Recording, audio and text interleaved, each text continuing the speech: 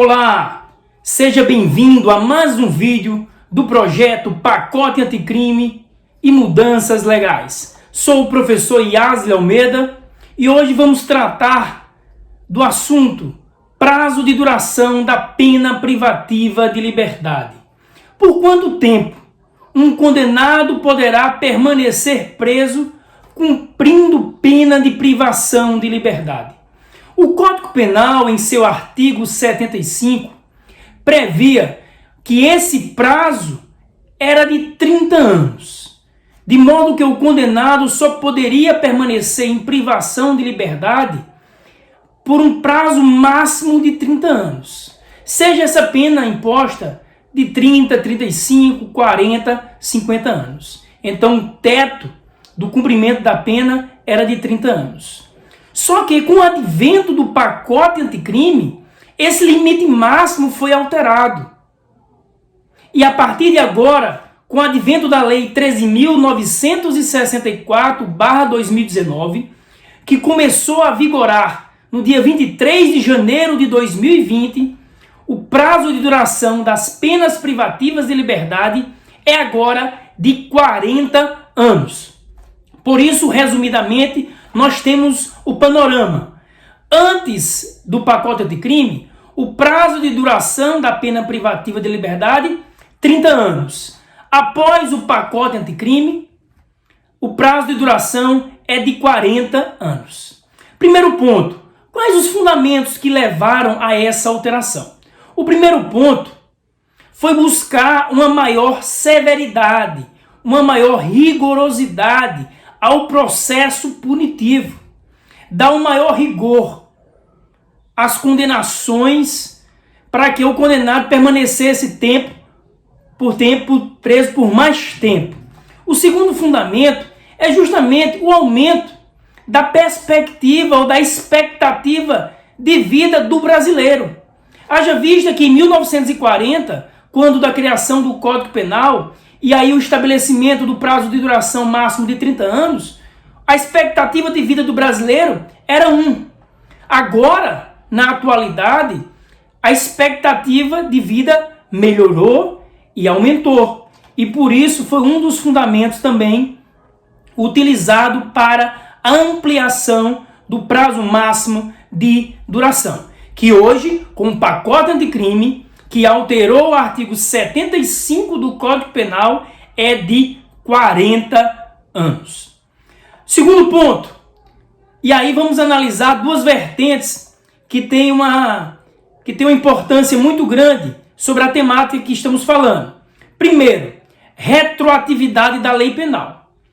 Como podemos notar, a ampliação do prazo de duração da pena privativa de liberdade já gera uma maior severidade de tratamento e, por isso, não poderá retroagir em prejuízo do réu.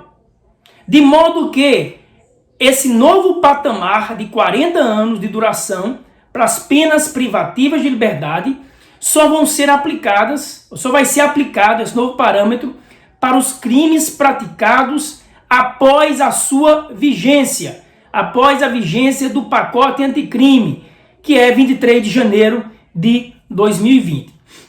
O prazo de 30 anos continua sendo aplicado, mas somente em relação aos fatos praticados antes da entrada em vigor do pacote anticrime da Lei 13.964. Daí ficar claro a irretroatividade da lei penal maléfica do pacote anticrime a respeito do prazo de duração da pena privativa de liberdade.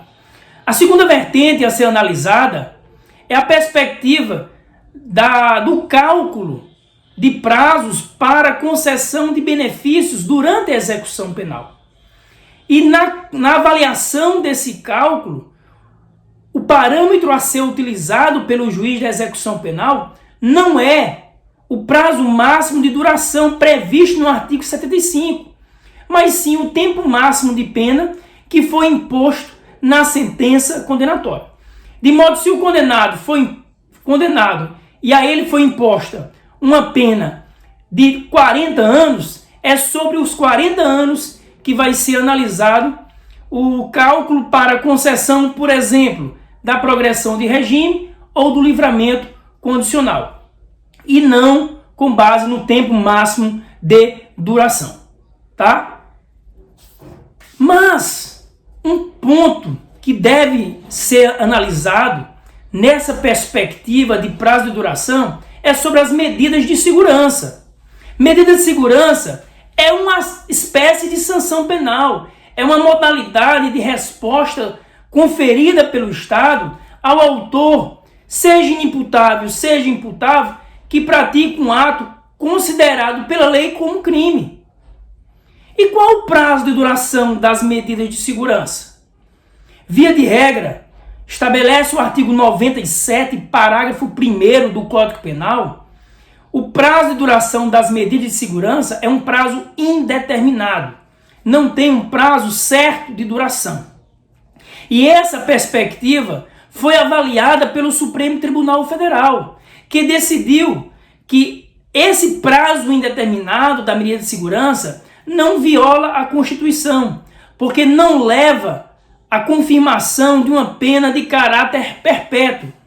Haja vista que a medida de segurança vai durar enquanto perdurar os efeitos da anomalia mental incapacitante, geradora da periculosidade do agente.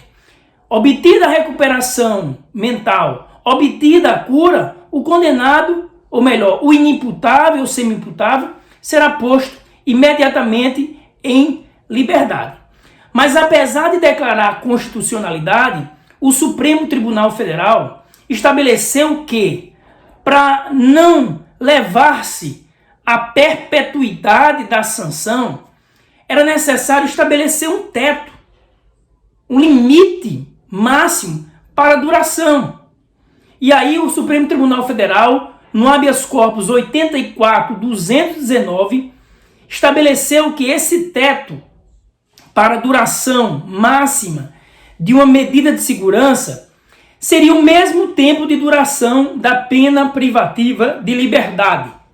Ou seja, se o artigo 71 estabelecia 30 anos, o prazo máximo de duração da medida de segurança seria 30 anos. Como houve alteração do limite máximo do artigo 75, que agora passa a ser de 40, então só devemos compreender que essa decisão do Supremo Tribunal Federal vai também sofrer essa descarga alteradora simplesmente por estabelecer um novo limite de duração máxima, porque essa foi a natureza, essa foi a razão da decisão do Supremo Tribunal Federal ao estabelecer o teto para a duração das medidas de segurança. Contudo, pessoal, o Superior Tribunal de Justiça tem um entendimento um pouco distinto. O Superior Tribunal de Justiça, inclusive, sumulou o seu entendimento e editou a súmula 527, entende que o prazo máximo de duração da medida de segurança é a pena máxima prevista em lei para o crime praticado pelo inimputável ou semi-imputável. Portanto, o prazo de duração da medida de segurança seria variável de acordo com o crime praticado pelo agente inimputável. Ao meu ver, a mudança feita pelo pacote anticrime já podia ter se abeberado de todo esse entendimento que está sendo pacificado na jurisprudência e alterado um pouco mais o artigo 75 para estabelecer também que as medidas de segurança também teriam um prazo máximo de duração também de 40 anos. Essa é a posição que eu defendo, tá certo, pessoal? Então espero aí que todos possam ter acompanhado.